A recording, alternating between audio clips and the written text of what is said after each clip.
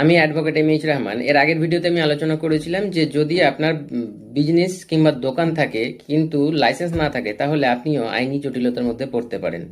আপনিও যদি আইনি জটিলতার মধ্যে পড়তে না চান তাহলে আপনার যে দোকান কিংবা বিজনেসের জন্য যা যা লাইসেন্সের প্রয়োজন যত তাড়াতাড়ি সম্ভব লাইসেন্স করে ফেলুন। আজকে আমি আলোচনা করব যে এক্স্যাক্ট কোন কোন দোকান বা কোন কোন বিজনেসের জন্য কোন কোন লাইসেন্সের প্রয়োজন।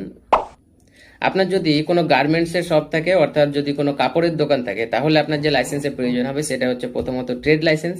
এই ট্রেড লাইসেন্সটা প্রত্যেকটা বিজনেস এবং প্রত্যেকটা ব্যবসার ক্ষেত্রে কিন্তু কিংবা প্রত্যেকটা দোকানের ক্ষেত্রে কিন্তু অ্যাপ্লিকেবল। এটা একদম কমন লাইসেন্স, যেটা পঞ্চায়েত এলাকার জন্য পঞ্চায়েত অফিস ইস্যু করে এবং মিউনিসিপ্যালিটি এলাকার জন্য মিউনিসিপ্যালিটি অফিস ইস্যু করে, এবং এটা অনলাইন অ্যাভেলেবেল, আপনি অনলাইনে এটা পেয়ে যাবেন। তাছাড়া আপনার এমএসএমই রেজিস্ট্রেশন লাগবে গার্মেন্টস শপের জন্য। তাছাড়া আপনার ইনকাম ট্যাক্স, যদি আপনার ইনকাম বছরে 7 লাখের বেশি হয় তাহলে আপনাকে ইনকাম ট্যাক্স ম্যান্ডেটরি লাগবেই।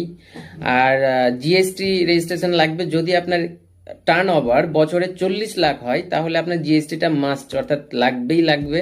আর যদি টার্ন ওভার 40 লাখের কম হয় তাহলে ম্যান্ডেটরি নয়, আপনি চাইলে করলেও করতে পারেন, না করলেও না করতে পারেন।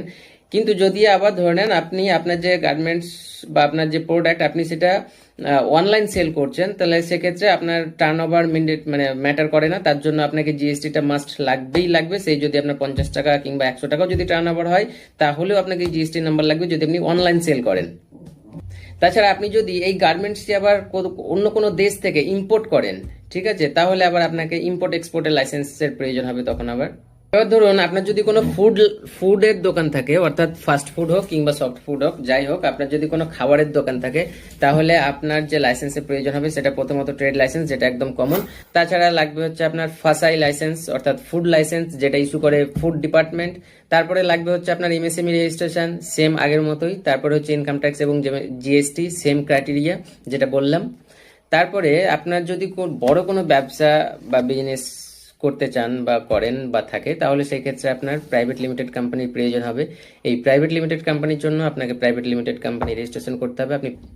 তাছাড়া কোম্পানির জন্য আপনার এমএসএমই রেজিস্ট্রেশনটা লাগবে। তারপরে লাগবে হচ্ছে আপনার স্টার্ট আপ ইন্ডিয়া রেজিস্ট্রেশন, আপনি করলেও করতে পারেন। তারপরে হচ্ছে আপনার ইনকাম ট্যাক্স জিএসটি, এইখানে কিন্তু ম্যান্ডেটরি, আপনার এখানে টার্ন ওভারের কোনো ম্যাটার করে না। আপনার টার্ন ওভার যাই হোক না কেন আপনাকে ইনকাম ট্যাক্স এবং জিএসটিটা রিটার্ন ফাইল করতেই হবে প্রতি বছর। তাছাড়া কোম্পানির জন্য আপনি আইএসও রেজিস্ট্রেশন করতে পারেন।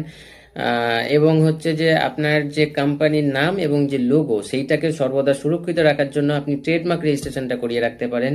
তাছাড়া অডিট রিপোর্ট তো প্রতি বছর করতেই হবে, ওটা কোনো মাফ নেই।